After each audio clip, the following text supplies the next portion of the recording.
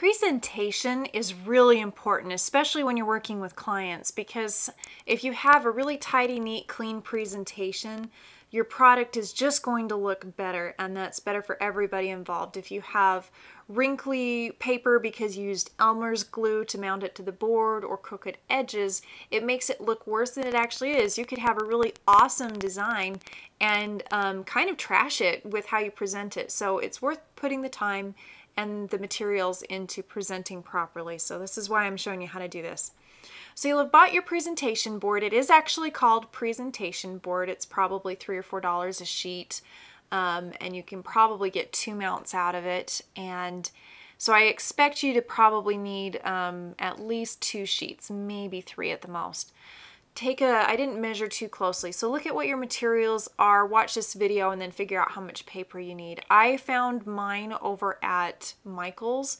Hobby Lobby probably has some too. It's not the thick foam core, it's kind of like pastel paper, if you've ever seen that, or chalk paper. It's just kind of a rougher, heavier paper, and it is black. The exception would be if your project is largely black and white, you might want to use white blackboard. But if you do that, please come and talk to me first, okay? So what you'll do first is measure out get your item trimmed and get your page measured out. So I'll show you how to do trimming first. Trimming is really easy. You do need a safe surface to trim on. If you have a cutting mat like this is one for fabric. It works great for doing this sort of thing. They're a little expensive though, so don't go out and just buy one for this project unless you need it for something else. I wouldn't recommend that. I actually have used, I've pulled a piece of glass out of a large picture frame and used that. Glass is really safe to cut on and you won't scratch it, and you can put the glass right back into the picture frame when you're done. Don't cut on top of a table or a countertop because you will ruin it doing that. You can also use a large flat piece of cardboard. Just make sure it doesn't have any wrinkles or bumps or folds going through where you're cutting. You do need something sharp to cut with. My favorite thing to cut with is one of these. So this is the smaller utility knife. The little blade actually breaks off. So once it starts getting dull, you can just break it off. Be careful not to like poke your eye out when the piece goes flying. But I like to use these the most. You do want to use a fresh sharp blade. If you use an old dull blade, you'll actually end up ripping the sides of your paper and it won't look great. You do need a ruler, a straight edge to cut along. I would recommend taking a ruler and putting a piece of like Scotch tape or something down the back to make it so that it, and when I say Scotch tape, I may be thinking the wrong stuff. I'm thinking the white stuff, not the clear. Put that down the back, a couple layers of that, and that will help it not slide around on the paper so much, but you may not have a problem. I'm just giving you a tip in case you want to do that. Take your knife or whatever you're cutting with and put it right on top of one of those tick marks. Once you have that knife down, take your ruler and butt the edge right up against it. And then when you make the cut, don't cut from the top of the paper to the other side because it will cut off your tick marks and you'll lose them. And so what you want to do is use a razor and cut from about the top of one tick mark down to the bottom of the other tick mark, but not all the way through. Do not use scissors. I will be able to tell if you use scissors. It looks messy. It does not look great. Even if you are an expert scissor cutter, please use an X-Acto knife or a blade of some sort.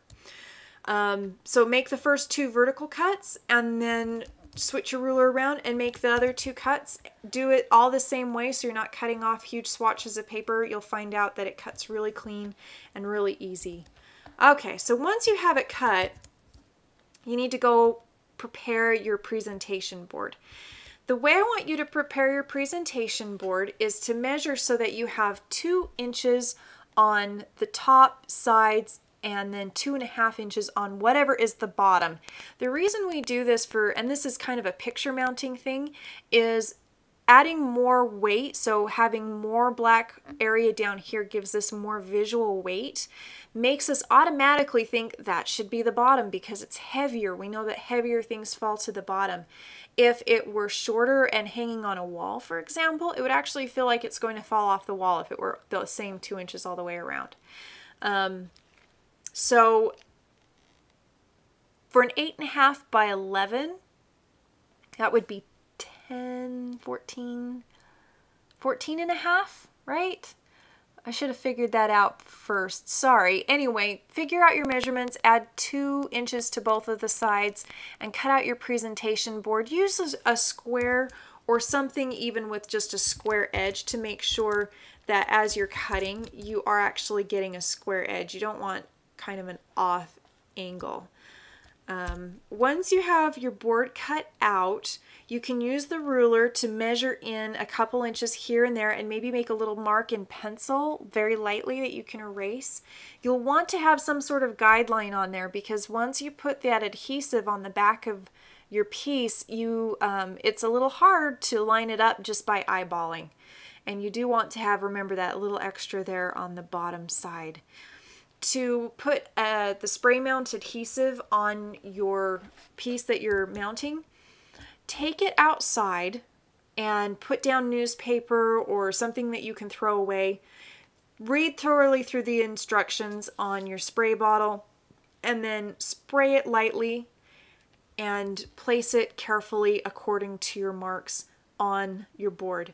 I do not want to see wrinkles and lumps and bumps. I do want to see nicely smooth mounted product so that it looks nice and professional. Do not use Elmer's glue. Do not use Scotch tape.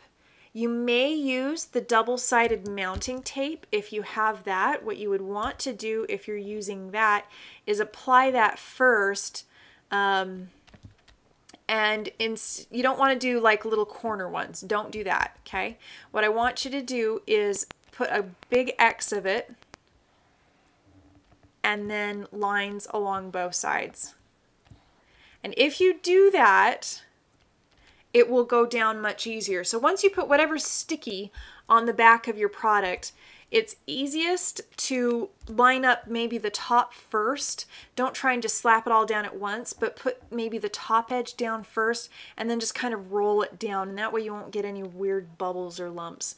This is why I do recommend using a, repositionable spray. I know I saw a couple of those over at Michael's.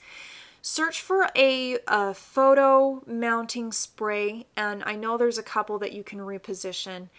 If you're really scared about this, get the repositioning ones. The permanent ones, once it goes down, it's really down. You can't peel it back up. You could peel it off, but then you'd have to get a fresh print and put on. You could use your presentation board again, but the print would be lost. So try that out, see how that works. It should work pretty well for you. If you have any questions, shoot me an email. What I would like to see on the back of each one of these is a little type out. So maybe just make up a couple of these. And I want to see your name and the 52, yeah, what is it, 5230, 6230 name. That's really all the information I want to see, but I do want that on the back, and you can just tape that down. It's not a big deal, but it does need to be on there. And that's pretty much it. I think you'll like the way that these look once they're done. It will look very professional. It'll look like a portfolio piece, which is really what I'm hoping for you to take away, is something that you can hold in your little hands and show off to anybody that asks you what you did in your Photoshop class.